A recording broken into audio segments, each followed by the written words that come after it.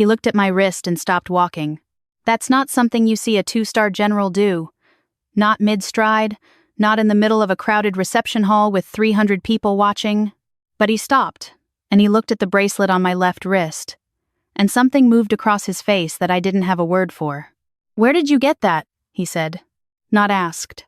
Said. I told him it was my uncle's, that he had passed 8 months ago, that I had found it in a shoebox under his bed, wrapped in a cloth that smelled like machine oil, and something I couldn't identify, something old and chemical and final. The general looked at me for a long moment. Then he looked back at the bracelet. Then he said, very quietly, "Come with me." And that was how I found out that my uncle had never really existed. Not on paper, not in any record I was allowed to see. Not in the way the rest of us exist, traceable and documented and accounted for. He had lived for 71 years and left behind almost nothing.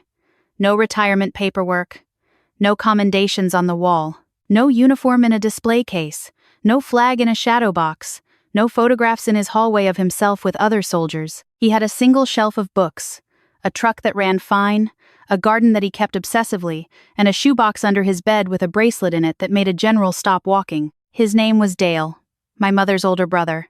I called him Uncle Dale, and for most of my life I thought he was simply a quiet man who had served in the army in the 80s and come home and decided he was done with all of it. I thought a lot of things about him that turned out to be wrong. My mother and Uncle Dale had not spoken in 6 years when he died. I never fully understood the reason. My mother described it as a disagreement over my grandmother's estate, which I took at face value for longer than I should have. There were other things underneath it, there always are in families, but I was young when the silence started, and by the time I was old enough to ask real questions, the silence had calcified into something neither of them seemed interested in breaking. I was 22 the last time I saw them in the same room, my grandmother's funeral. Uncle Dale sat in the back row and left before the reception. My mother watched him leave and said nothing. I was the only one in my family who kept in contact with him after that. It wasn't a dramatic decision. I just liked him. I had always liked him. He was the person at every family gathering who sat slightly apart from the main group, not because he was unfriendly, but because he seemed to be paying attention to something the rest of us weren't. When he did speak, it was worth hearing. He didn't fill silence just to fill it. I would drive out to his property in Central Virginia maybe 3 or 4 times a year. He had 11 acres and a house he had built additions onto himself over the decades, not pretty additions, but solid ones. He grew tomatoes and kept the land clear and knew the name of every bird that passed through in the fall. We would sit on his porch and drink coffee, and he would ask about my life in a way that made me feel like he was actually listening to the answer. I asked him about his life too, but there were limits to how far those conversations went. He would talk about the garden, about the truck, about a book he had read. He would talk about my grandmother, who he had clearly loved. He would not talk about the army, and I had learned by the time I was a teenager that asking directly produced nothing. He would just look at the middle distance and say something like, "That was a long time ago," and the door would close. I thought it was grief, or trauma, or just the particular privacy of men of a certain generation who had been taught that what happened in war stayed in war. I was not wrong about that. I just didn't understand what kind of war. He called me in February 2 years ago, on a Tuesday afternoon. He had never called me without a reason before, and the first thing I felt when I saw his name on my phone was a low, instinctive unease. He told me he wasn't well. He said it plainly, without prelude or softening. Something in his chest. He said the doctors had given him options, but he had declined them, and he wanted me to know that he had thought about it carefully. I asked him to let me come. He said not yet. He said he wanted a little more time on his own terms, and that he would tell me when. He never told me. He went into the hospital in April and was gone by the first week of May. A neighbor found him, a man named Curtis, who had the adjoining property, and had known my uncle for 30 years. Curtis called me because I was the first number in my uncle's phone under the letter A. He had saved me as Anna, without a last name, without a note. Just Anna, first on the list. I called my mother from the parking lot of the grocery store where I had been when Curtis reached me. I sat in my car with the engine off and told her that her brother was dead. There was a long silence. She said, "Okay." She said she would let the others know. She asked if I needed anything. I said no. She did not come to the service. Neither did my 2 cousins, her children, who had been closer to Uncle Dale when they were young, but had followed my mother's lead in the years since the estrangement. Curtis came. Two men I had never seen before came, older men, late 60s or early 70s, who stood at the back and did not introduce themselves and left immediately after. I noticed them because of the way they stood, the way they watched everything without appearing to watch anything. I thought about asking them who they were. I didn't. I was managing too many other things, and they were gone before I had the chance. I went to his house the following week to begin sorting through his belongings. He had left a will, simple and precise, naming me as executor, which I had not known and which meant I was responsible for a process I had never done before. I moved through the rooms slowly. The kitchen was clean. The books were organized. The closet in his bedroom held work clothes, a single sport coat, boots lined up in a row. Under the bed was the shoebox. Inside the shoebox was the bracelet, a folded piece of paper that turned out to be a hand-drawn map of something I didn't recognize, a river, a tree line, a series of marks that meant nothing to me, and a photograph of 6 men in civilian clothes standing in front of a building I couldn't identify. One of them was my uncle, younger, maybe 30, looking directly at the camera with an expression I had never seen on his face before. Something open and certain and entirely present. He looked like a different person. He looked like someone who knew exactly what he was. I took the bracelet out and held it. It was woven paracord, faded green and gray, with a small metal oval at the clasp. The oval was engraved with numbers and a symbol I didn't know. A simple graphic, hard to describe, like a stylized set of wings without a bird. The paracord was old but intact. The metal was dulled but not corroded. I put it on my wrist because I didn't know what else to do with it, and it fit like it had been made for a wrist like mine. I kept it on. The reception where I met General Harlan Briggs was 6 months later, in November. I was there professionally. I worked at the time for a nonprofit that supported veterans' transition programs, and we had been invited to a formal event at a military installation in Northern Virginia, a commemoration dinner, the kind with long tables and dress uniforms and speeches that run 20 minutes longer than they should. My role was largely to stand near our organization's table and represent the work we did to anyone who asked.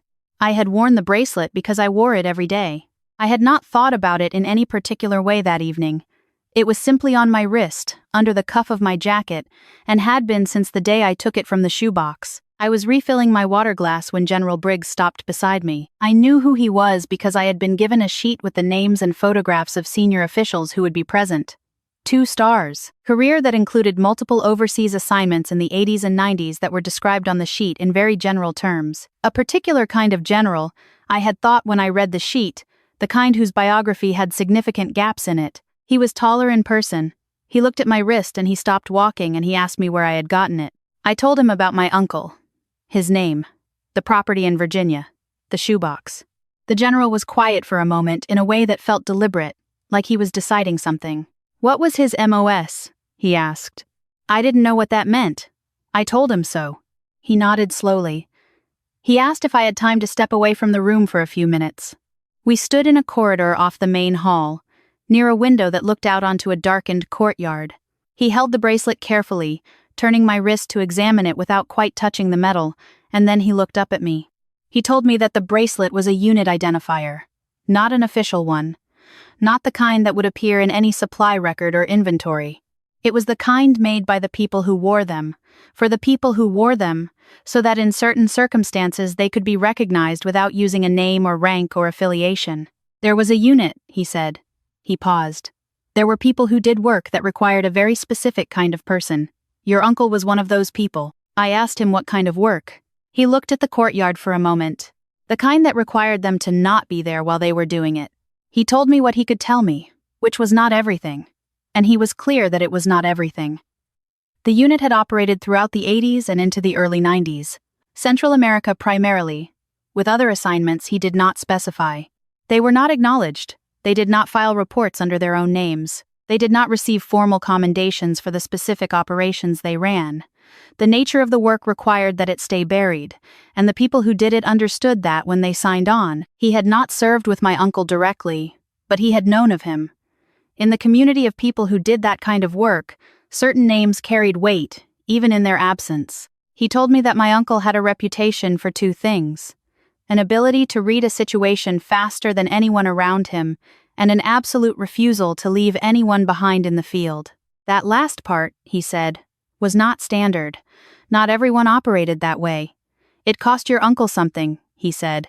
"It cost him time and risk that a lot of people wouldn't have taken on." I stood there and thought about the man who had sat across from me on a porch in Virginia and talked about tomatoes. The man who could name every bird. The man who called me Anna and left me his land and his shoebox and everything inside it. I thought about the two men at the back of the service, the ones who stood like they were watching everything without appearing to watch anything. I thought about the way they left before I could speak to them. And I understood, standing there in that corridor, that they had come because they knew. That they had come despite everything that made it complicated and perhaps even risky to show up. That they had stood in the back of a small service in Central Virginia for a man whose name would never be on a wall, and paid their respects in the only way that was available to them. I asked General Briggs why my uncle had never said anything. Not to me, not to anyone in the family that I knew of. He looked at me with an expression that was almost patient. Did he seem like someone who needed people to know? He said. I thought about it. No, I said. Then that's your answer. I drove back to his property in December, 3 weeks after the dinner, on a Saturday morning when the fields had frost on them and the air smelled like wood smoke from somewhere down the road. I had not begun the formal process of closing the estate yet. I was moving slowly, I knew. The lawyer had been understanding. I think I kept finding reasons to go back because the house still felt like him, and I wasn't ready for it to stop feeling that way. I went through the rest of the shoebox more carefully this time. The map I had looked at before, but now I studied it differently, knowing what I knew. The tree line, the river, the marks, somewhere specific, a real place, something that had mattered once in a way I would never fully understand. The photograph I had also looked at before, but now I looked at the other 5 men. I didn't know any of them. I probably never would. But they had stood next to my uncle in front of a building I couldn't identify, and they had looked into a camera, and whatever had brought them to that moment, whatever they had survived together to get to the point where someone thought to take a photograph was between them, in the way that certain things between people are only visible, in retrospect. He looked so certain of himself in that photograph, so completely present. I thought about all the family dinners where he had sat slightly apart. All the times my mother had called him difficult, or closed off, or impossible to reach. All the ways a family can build a story about a person that has very little to do with who that person actually is. I thought about the version of him I had known: the porch, the coffee, the birds, the silence that never felt like absence, and the version of him that General Briggs had described, and I understood that they were the same person. That the man who would not leave someone behind in the field, and the man who showed up for my grandmother's funeral and sat in the back row, were the same man making the same choice. That there was something in him that had been set very early and very permanently in a particular direction, and it was the direction of showing up for the people who mattered and not requiring anything from them in return. Not even acknowledgement. Not even a thank you. He had lived his entire life by a principle I didn't have a name for until I was standing in his empty house in December with frost on the fields, and then I realized the name for it was just character. It was just who he was. Not a lesson, not a philosophy he could explain if you asked. Just the way he moved through the world, quietly and without announcement, making things better than he found them, and then going home and growing tomatoes. I finished settling the estate in the spring. The land was transferred. The house went to a family that had 2 young children who immediately began using the yard in the way yards are supposed to be used. I kept the books. I kept the shoebox and everything in it. I kept the bracelet. I wear it still. Most people who notice it assume it's a handmade piece, something personal but not significant. Sometimes I explain. Most of the time I don't. Because most of the time there isn't a way to explain it that captures what it actually is, which is the only proof I have that my uncle spent 20 years doing things that will never be in any record, and that he did them with a standard of integrity that most people never achieve in a lifetime of trying. He didn't need me to know. He would have been perfectly content for the bracelet to stay in the shoebox. He had made his peace with the invisibility a long time before I ever had to understand it. But I know now, and knowing changes something, even if it doesn't change anything that happened. It changes the way I carry him. General Briggs shook my hand before we went back into the reception hall that evening in November. He said something I have thought about many times since. He said, "The people who do the work your uncle did, most of them don't want a ceremony. They don't want a speech. What they want, if they want anything, is just to know that somebody understood what they were doing and why." He looked at the bracelet one more time. "I think he chose the right person to leave that to," he said. I didn't know what to say to that. I still don't, really. I just know that I try, every day, to be someone who deserves it. Someone who pays attention. Someone who notices the people at the edge of the room. The ones who don't interrupt. The ones who help and leave before the credit is given. The ones who were never there while they were there, and who are somehow still present in every room long after they're gone.